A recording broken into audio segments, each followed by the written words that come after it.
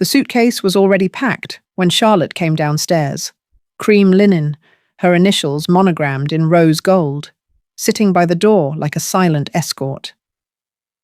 Marcus barely looked up from his tablet as he gestured toward it, saying, "It's all set. Just a little time for you." His voice had that tight, practiced calm that didn't quite hide the contempt beneath it, the same tone he used with waiters and junior partners. She blinked slowly, smiled even slower. "A wellness retreat?" she repeated, as if tasting the word for poison. He nodded, already bored of the conversation. "You've been off. You need to reset. Think of it as necessary." Necessary. That word stuck like a seed in her throat. She looked at the itinerary. Spa treatments, meditation, no visitors, no phone calls. A spiritual quarantine, wrapped in lavender oil and condescension. It wasn't a gift. It was a disappearing act. One she was expected to participate in willingly. For years, Charlotte had been the fixture in Marcus's life that never needed polishing. Reliable, elegant, always knowing when to fade behind him. But lately, she'd started speaking again, asking where the money was going, noticing things, missing files, changed account passwords, the new assistant who always wore too much perfume. This trip was Marcus's answer, exile dressed as care. She boarded the plane that afternoon, not because she agreed, but because she needed time too, not to reflect, to plan. Marcus had miscalculated the woman he married. Charlotte wasn't soft. She was waiting. And some gifts, no matter how beautifully wrapped, are invitations to war. What happened next will shock you. But before we continue, hit that subscribe button for more stories like this. The desert mornings arrive like whispers, soft, golden, and unbothered by the chaos of human intentions. Charlotte wakes early now, not because the schedule requires it, but because the stillness gives her room to hear the things that had been buried beneath Marcus's dismissals and the hum of her own compromise. The mirror in her retreat suite isn't one of those soft-lit hotel illusions meant to flatter. It's harsh, honest. And in its reflection, she sees someone she hasn't properly looked at in years. The lines around her eyes aren't weakness. They're weathered proof of restraint, patience, survival. While other guests sip beet juice and journal about mindfulness, Charlotte sits with a pen and notepad. But she's not cataloguing gratitude. She's doing math, checking dates, noting transfers. Marcus had underestimated her hunger for pattern, her memory for detail. When he thought she was browsing spa packages, she was logging into their accounts, the joint ones that were no longer joint, the properties that had mysteriously been refinanced without her signature. He was laundering her out of their life, one quiet document at a time. But what he didn't understand is that Charlotte had always known how to play the long game. She'd just been too loyal to use it. Now, loyalty felt like an expired license, something you surrender when the roads change. She doesn't cry. She doesn't call him. She simply watches the sun rise, steady and deliberate, and realizes something that feels dangerously like freedom. She doesn't owe Marcus a single second of her silence anymore. Let him plan his future without her. Let him think he's winning. Charlotte is done being careful. She's just getting ready. Tucked away in a fog-kissed town 3 hours from the city, Charlotte's aunt's old property still stands with chipped blue shutters, salt-stained railings, and a porch that sighs under its own history. On paper, it looks like a tax write-off. Weathered, barely occupied, valued just under the radar of Marcus's greedy attention. He called it quaint. Once, in that dismissive tone he reserved for anything that couldn't be monetized overnight. But Charlotte remembers what it really is. A stronghold. a quiet fortress of forgotten records and unfiled sins. Years ago, during the golden age of their marriage, Marcus had used the attic for storage while working his early deals, before the wealth, before the masks. Charlotte, trusting and meticulous, had kept everything: contracts with names that don't match the checks, payments made under shell accounts, appraisals curiously inflated on properties that no longer exist. At the time, she thought she was helping him organize his chaos. In hindsight, she realizes she was unknowingly archiving his downfall. The house has been rented by poets and painters in off-seasons, but no one's touched the attic. And no one knows that Charlotte's name is the only one on the deed. While sipping mineral water by the retreat pool, she arranges a locksmith and a property check from her tablet. A contractor she once babysat agrees to drive out and confirm what she suspects. The structure is sound. The files are intact. And Marcus never once asked about it, because power makes men blind to anything they didn't build themselves. What he sees as rust and rot, she sees as resurrection. Charlotte smiles at the irony. He spent so much time trying to erase her, he forgot to delete the one piece of her that could erase him. The attic doesn't just hold his secrets, it holds her voice, archived in ink, in numbers, in dates. And now, it's time she opened the boxes. The knock on the door of the coastal cottage is soft, familiar, a rhythm from another life, one that smells like dorm room ramen and the scent of shared ambition. Layla steps inside with her laptop slung over one shoulder and a bottle of Cabernet in the other. Her hair streaked with grey, but her eyes just as sharp. They don't waste time with small talk. Within an hour, the dining table is covered in manila folders, handwritten ledgers, scanned PDFs, and post-its marked like war plans. Charlotte leans in close as Layla begins stitching together Marcus's financial trail. Properties bought under ghost LLCs, invoices backdated and tied to contractors who don't exist. Shell companies with trickling cash flow that somehow funded luxury cars and disappearing business retreats. It's a tapestry of fraud, elegant in its boldness, arrogant in its assumption that no one would ever look closely. Charlotte sits back, stunned not by the discovery, but by the fact that she's not surprised. She always knew Marcus had a taste for shortcuts, but this was more than that. It was empire built on deceit, and he'd tried to bury her beneath it. Layla pauses, glancing up with a brow raised. "You could take him for half," she says. "Easily." Charlotte swirls her wine. "I don't want half," she replies.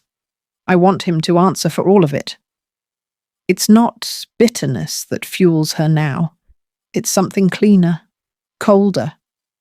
The kind of justice that doesn't demand repayment, only recognition. For years, she'd traded her silence for stability. Now she wants the truth to speak so loudly it drowns him. They toast, not to revenge, but to reclamation. Because money can be replaced. Reputations? Not so much. The hotel ballroom is a glacier of glassware and false smiles, filled with the kind of people who mistake civility for character and philanthropy for penance. The lights are low, the jazz is soft, and Marcus is in his element, holding court in a tailored tux, making promises with handshakes and lies. He doesn't see her at first. Charlotte moves through the crowd like smoke, her crimson gown a deliberate defiance against every beige blazer and sequined sheath in the room. The same dress he once scoffed at, said made her look like she was trying too hard. Tonight, it clings like intention. Heads turn. Forks pause mid-air. By the time Marcus finally notices, she's 5 steps away, her heels silent, but her presence deafening. He stumbles, the stem of his champagne flute tapping against his cuff like a warning bell. "Charlotte?" He breathes, eyes flicking around to see who's watching. She smiles, wide, unhurried. "Just thought I'd check on what's necessary," she says, echoing the word he'd used to ship her off like clutter. Around them, conversations hiccup and halt. Donors lean in. A photographer raises a lens. Charlotte doesn't stay long. She doesn't need to. Her arrival is a statement, not an invitation. She lets him sweat through one speech, hands shaking just enough to miss a cue. As he babbles about integrity and community development, she exits through the side door, coat unbuttoned, the air outside cooler than it's been in years. It's not the storm yet, but it's the thunder, and Marcus knows it. The applause is polite, practiced, more habit than praise, as Marcus steps up to the podium beneath a chandelier that glitters like ambition. He clears his throat, flashes that politician's grin he's perfected over the years, and begins the usual performance. Gratitude, legacy, buzzwords about giving back and community uplift. The champagne flutes chime, the donors nod, and no one notices Charlotte as she slips through the aisle, envelope in hand, her heels echoing softly like a countdown. She doesn't approach him. No, that would be theatrical. She approaches the reporter instead, the one with the sharp jaw and sharper instincts, the one who'd once been denied press access to Marcus's firm for security reasons. Charlotte leans in, says, "Here's something worth covering," and presses the envelope into her palm. Then she walks away, past the canapes, past the women who once called her gracious, past the valet who still remembers her name. Behind her, the reporter flips through the contents. Notarized statements, falsified invoices, wire transfers with Marcus's digital signature, and a timeline of deals that don't hold up to the light. Halfway through Marcus's toast, the journalist's phone lights up. By the time he raises his glass, the news is already live. One screen becomes 2, then 10. Guests glance down at their phones like dominoes toppling in slow motion. Whispers start. A camera flash goes off. Then another. Charlotte doesn't turn to watch. She's in the parking lot already, the night air brushing her collarbones like relief. She doesn't need to see Marcus's face when the headline hits. She's seen it before. Years ago, when he realized she knew more than she let on. He'd called her intuition paranoia then. Tonight, it has a byline. The headlines multiply like ants on sugar, each one sharper than the last. Philanthropist or fraud? Developer under scrutiny for financial misconduct. Marcus Bell's empire unravels. Investors who once toasted to his success now retreat like shadows at sunrise. Conference calls turn into cancellations, business partners vanish, and the firm's name is scrubbed from upcoming galas and civic programs. The walls don't cave in all at once. They peel, layer by layer, with every subpoena, every document unearthed. Marcus tries everything: charm, negotiation, the artful spin. But you can't PR your way out of proof. He sends messages to Charlotte, first confused, then pleading, then outraged. Emails stacked with phrases like, "We need to talk. Let's be reasonable. You'll ruin us both." He even has his lawyer reach out, a man who once joked that Charlotte was the velvet behind the throne. She doesn't respond. Because this isn't revenge, not really. Revenge is reactive, loud. This is colder, quieter. This is truth told without apology. Charlotte doesn't watch his interviews or follow the press. She doesn't tally the losses or gloat at the collapse. She simply deletes the messages, one after the other, and sips her coffee on the deck of the coastal house Marcus never bothered to remember she owned. The irony doesn't escape her, that after years of being dismissed, overlooked, and politely exiled, Her silence now carries more weight than all his noise. And the thing about clarity? Once it arrives, it doesn't ask for permission. It just lights the room. The knock on the cottage door is hesitant, as if the hand behind it isn't sure whether it's begging or bracing. Charlotte doesn't move right away. She lets the silence stretch, lets him stand there with the weight of everything he thought he controlled. When she finally opens the door, Marcus is there, creased, sunken in the eyes, the confident tilt of his shoulders now slouched under public disgrace. His voice, once smooth as polished marble, comes out cracked. "You ruined me." Charlotte doesn't flinch. She lifts her teacup to her lips, the steam curling around her like a shield, and says evenly, "No. You did that. I just opened the blinds." He steps inside, uninvited but not resisted, and looks around the space like a man visiting a museum of everything he failed to value. She doesn't offer him a seat. He asks, eventually, what she wants. Money? Closure? A retraction? She lets the question hang in the air until it stops squirming.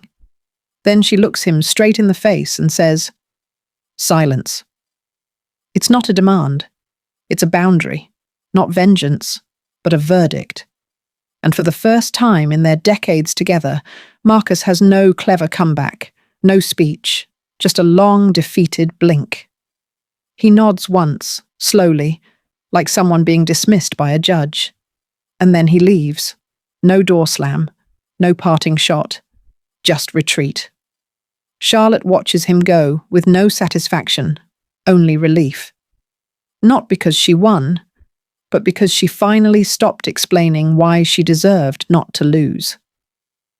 The cottage, once a place of exile and dust-covered memories, becomes something entirely new under Charlotte's care, not a retreat in the glossy brochure sense, but a sanctuary born from bruised dignity and quiet resurrection.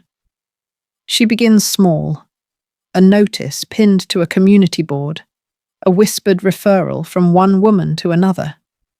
There are no yoga mats or pressed juices, just strong coffee, clean sheets, and shelves lined with memoirs, legal guides, and journals with no lock. Women begin to arrive, some freshly bruised by betrayal, others simply tired of shrinking to fit. They come with fractured marriages, hollowed bank accounts, children who've chosen sides, and Charlotte welcomes them not with platitudes, but with space. A place to be angry, a place to be still, a place to plan. The walls, once echoing only her own thoughts, now carry stories like echoes layered in cedar and salt air. Over time, the cottage becomes something of a legend. The place where the wife started over, they call it. But Charlotte never claims that role. She's not a guru or a guide. She's just a woman who knows what it's like to be left behind and what it takes to walk forward anyway.